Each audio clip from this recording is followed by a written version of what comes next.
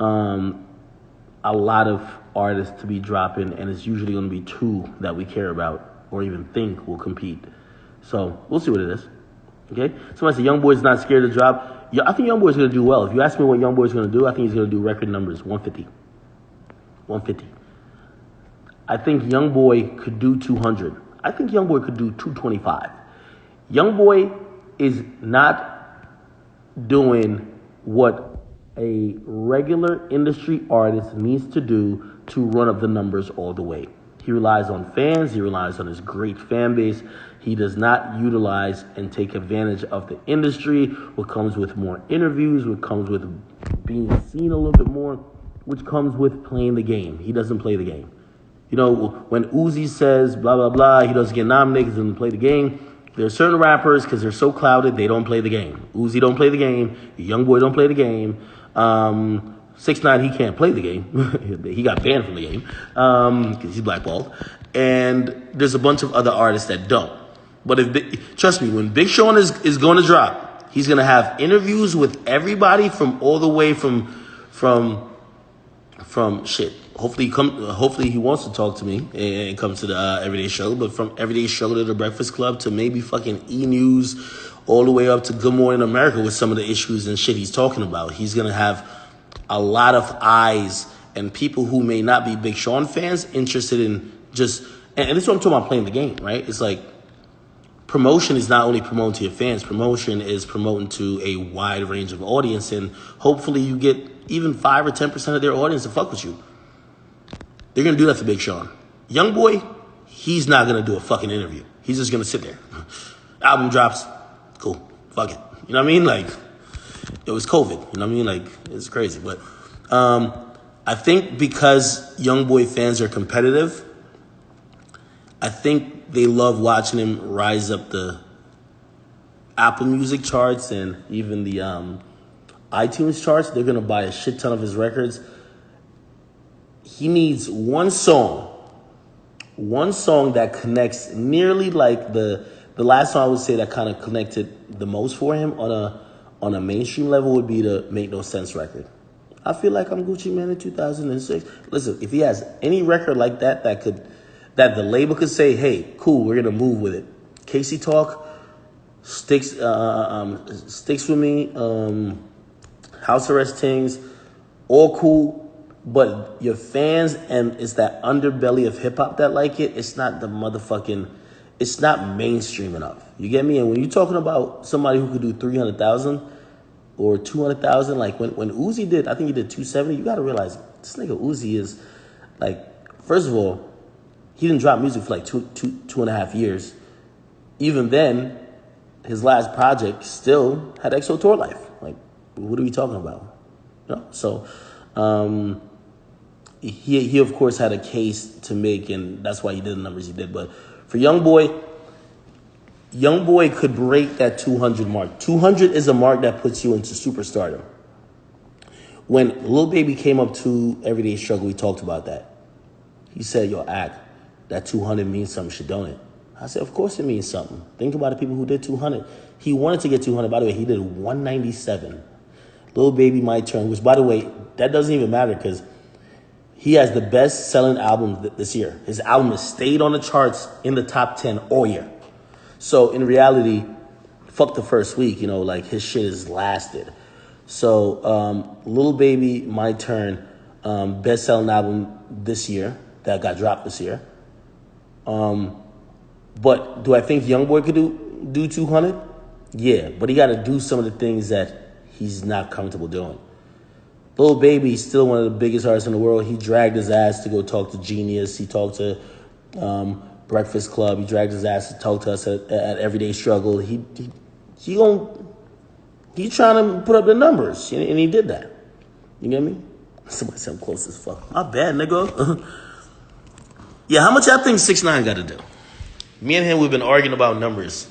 I told him, I told him straight up, I said, 6. Straight up, I said, 6. If you do under 150, that's an embarrassment. I'm gonna stick to that. I can clip this, it's fine. Oh, you a numbers guy like me, you pop shit, about numbers. You got to do a certain thing. Now, we disagree. The numbers he says that he's comfortable with doing and that he wants to do is much higher than I think that should be comfortable for him. To me, anything over 200, if he hits over 200, I know y'all might be like, yo, well, you know what I mean, shit. I mean, motherfucker, hit the black. You know what I mean? Like, yo, look at the hype, yo, Google this, that, and third. But just think about the artists in hip hop who are doing 200. If Baby drops again, he's doing 200. If Roddy Ricch drops right now, you think he's doing 200? I don't know. I think he's in a high 150 to 200 range.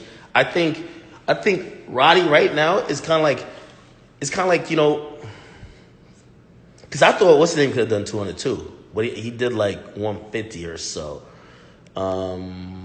which was good. My man 21 Savage, Meezy was in here earlier, right? So, like, it's hard doing that 200 level, man. That 200 level is fucking hard. Do I think?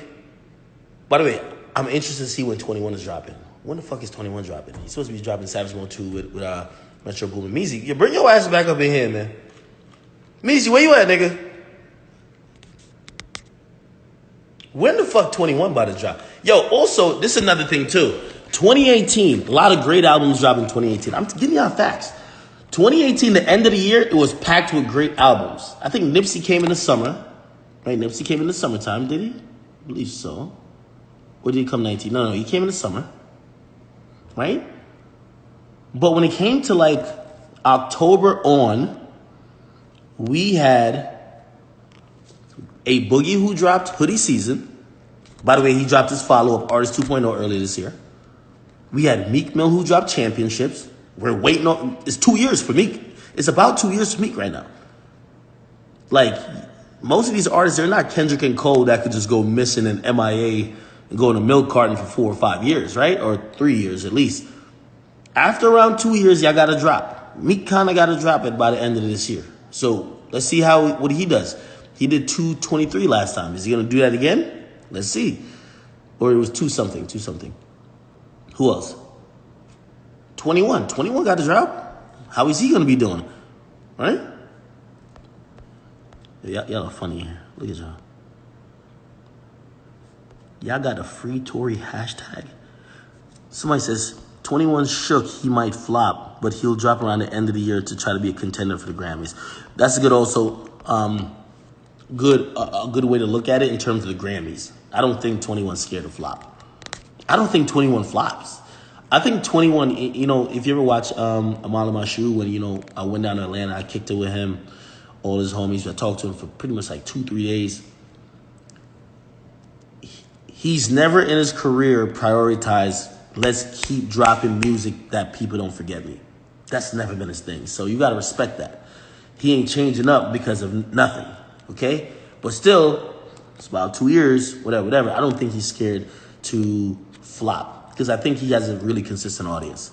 Somebody says 6ix9ine is doing 180 to 220. He got to do over like 175. 175, 200, we cooking.